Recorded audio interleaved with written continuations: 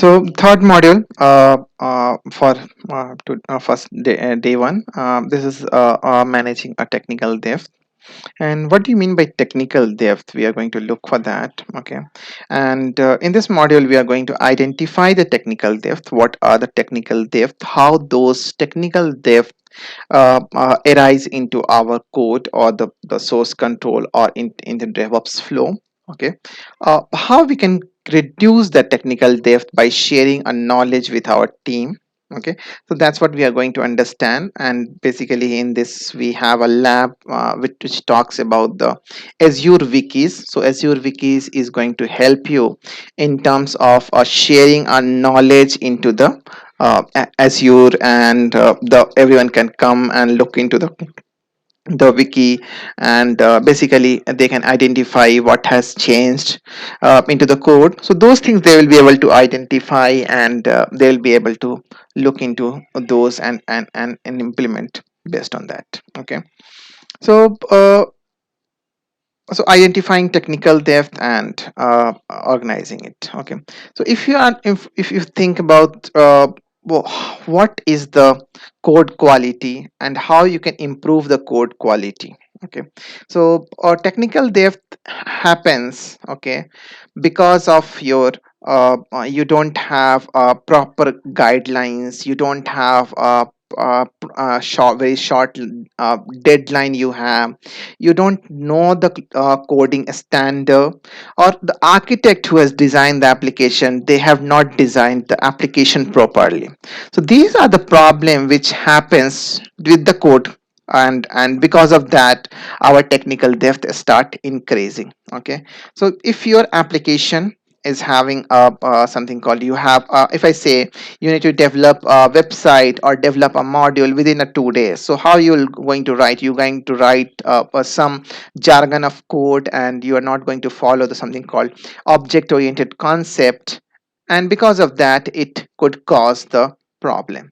So make sure you have a clear and readable, your code should be clear and readable format, so that other can understand that code, other can go ahead and look into the code and understand the flow of your code. You should have a proper documentation of the code should be efficient, code should be maintainable, and code should be extensible and the secure. So all those things you need to consider into the mind when you are going to develop a code quality.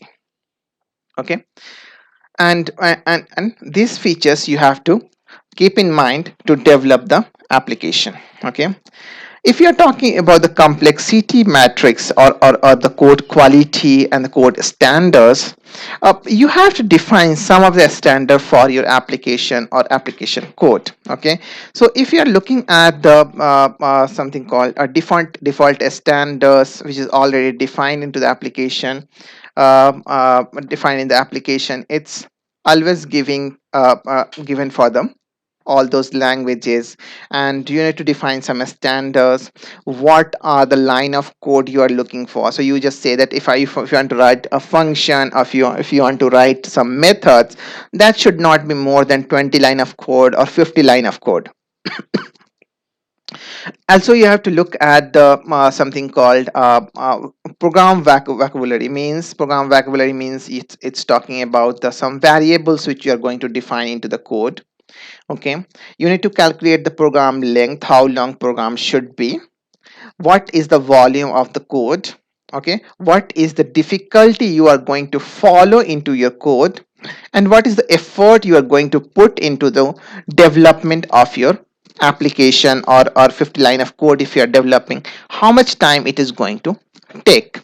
So all those basically that is called complexity matrix, and you are going to look into these parameters to well, find out those type of complexity. And if you're not following this kind of things, you might be getting some kind of defect into your application. Okay, because your program is not properly written, your program is not properly variables are not defined, you are defining unnecessary variables. So basically your defect may get introduced because of this kind of complexity into your code. So you need to measure and manage the quality matrices. How you can do that, you have to understand that how many build percentage has failed. Okay, so if you are deploying your application, is your build has failed, is your deployment has failed, what is the ticket volume after the deployment? Maybe you are getting a bugs. Okay, so how many bugs the tester is reporting while doing the testing, or after deploying to the production, are you getting any issues onto your application? So that ticket volume you have to count. Then you have to think about the bug bounce back. Bug bounce back talk about the you are fixing something and that bug is coming again. Okay, after some time that bug is again fixing, means you are not following a proper approach, or to analyze that bug and to fix the issues of the bug. Okay, and also we will be looking at something called unplanned work percentage.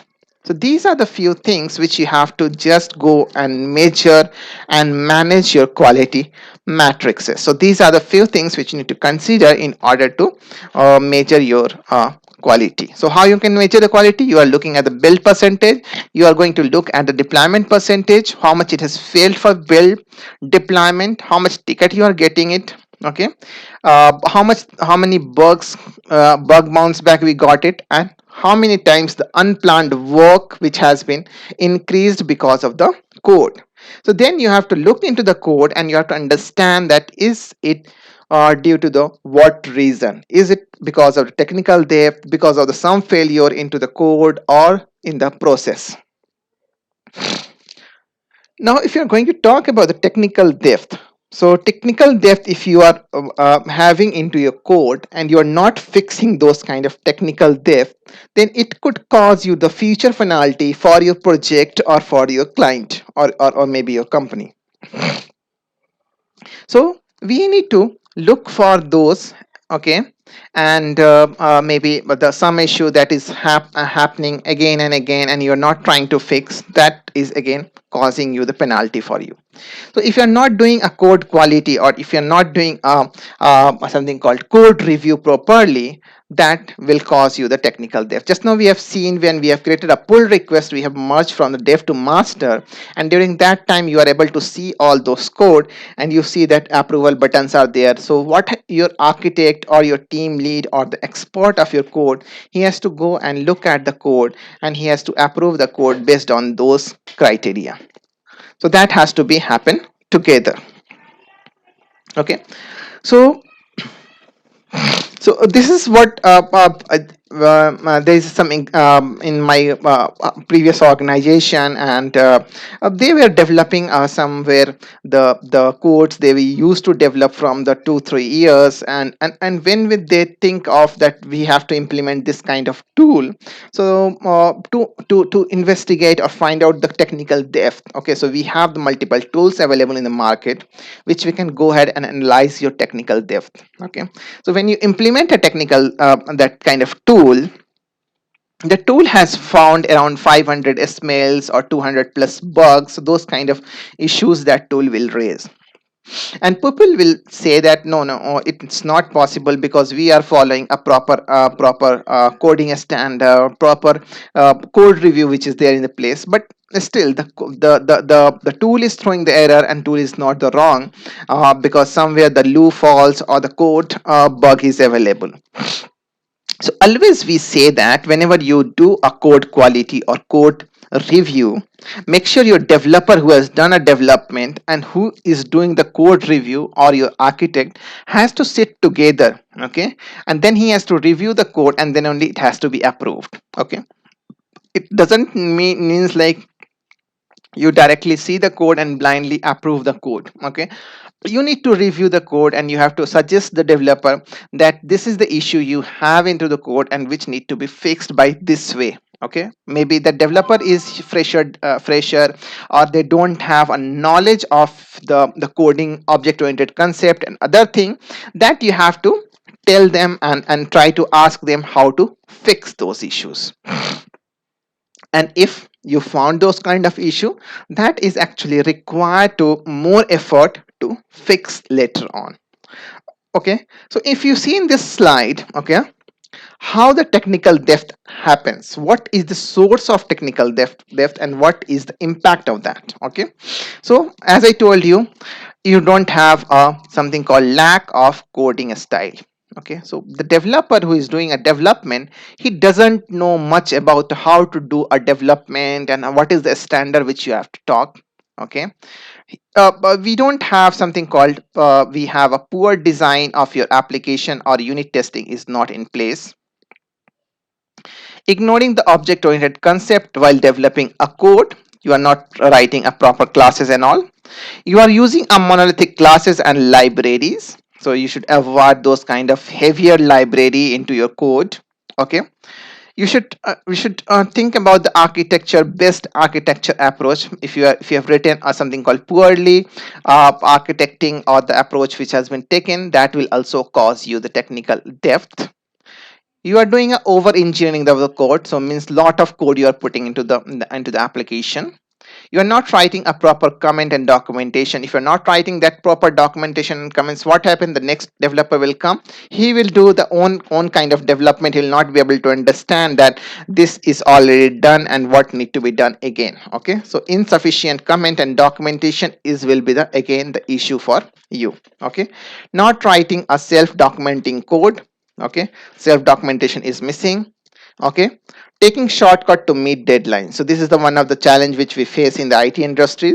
Your lead or your manager is saying, no, we have to develop and do the development in within a week, or we need to develop deliver a complete project in a within a month.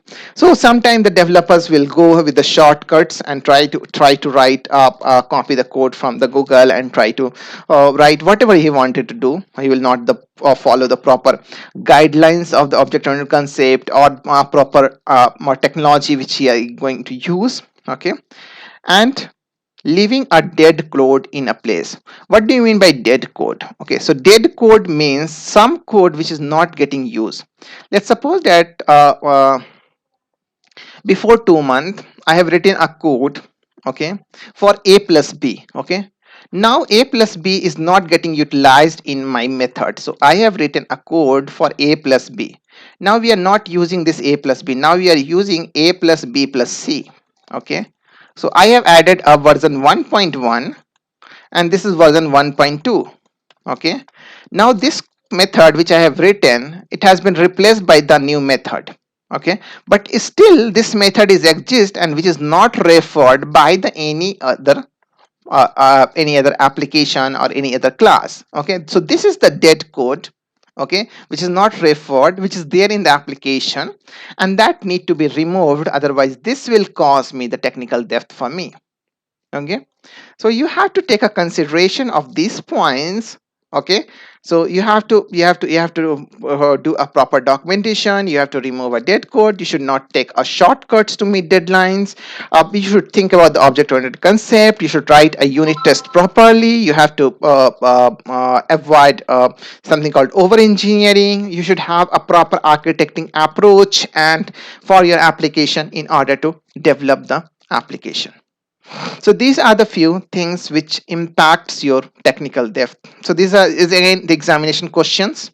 If you are appearing in the AZ4, it is 400. This is the list of things they will give in the left side. They will ask to drag and drop to the right hand side, and they will ask you what will cause the technical depth. They will put some more. They will jumble this slides. Okay, they will add something no, not, yes, that kind of keywords they will add, and they will try to confuse you. Okay, so this is again. Okay, so how you can go ahead and measure your technical depth, how you can go ahead and test your application. Okay, so you can use something called automated testing to measure your technical depth. So we have something called a Sonar Cube or Sonar Cloud. There is application which is available into the market which analyze your technical depth. Okay, and it gives you the report that how many issues are there into our application, and how you can go ahead and actually do the measure your technical depth and do the analysis of those. Okay, so it talks about the something called a code smell, code bugs, and all those things. You'll be able to get it from the something called a Sonar Cloud. Okay, so this is what it is talking about. That no.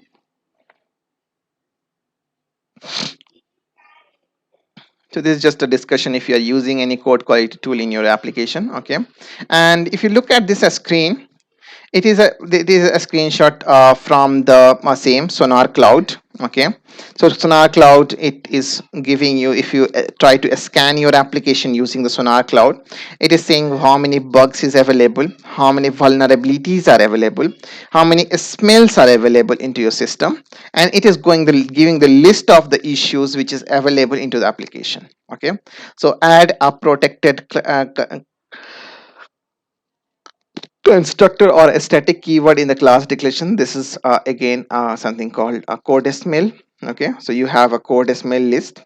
There is something called blockers, critical codes, major, minor. So those severity is available here into the so those this is what you will be able to get it from the tool itself, and tool is going to highlight you how we can go ahead and resolve these kind of issues. Okay, and so this is the screenshot from the Sonar Cloud. Okay, and if you look at this, there are other tools which is available into the market. So here you have something called Ndepend. Okay, so you have Ndepend. This is the one tool. So this is Ndepend, and you have a ReSharper. So these are the few tools which is available into the market, which you can go ahead and download from the marketplace. Okay, you can link into the your DevOps, Azure DevOps, and you can utilize that tool to do a code scanning for you. If you look at this Ndepend, okay, so Ndepend is a Visual Studio extension that assesses the amount of technical depth the developer has added during the recent development. So it is going to look at the typically last hour or recent development, what the code has been written by the developer, and if any technical depth which is available into the system. Okay, ReSharper is another tool that is checking the code quality analysis, is a command line tool and can be set to automatically fail the build. So it is going to fail the build if you find, if it's finding any code quality issue in the system. The ReSharper is going to fail the build. Okay, so you will not be able to successfully build or deploy the application into the environments. So this is the two tools. Okay, so that you have to look into the tools.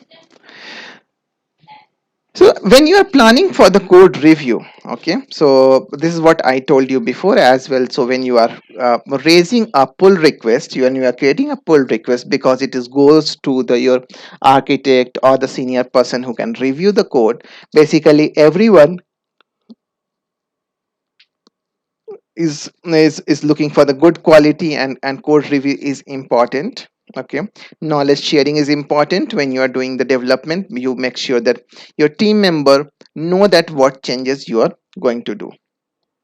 So to fix those kind of issues, when bug is coming, it is not the only responsibility of the developer that why the bug has came. Instead of, it's the reviewer responsibility as well, that how he has reviewed the code.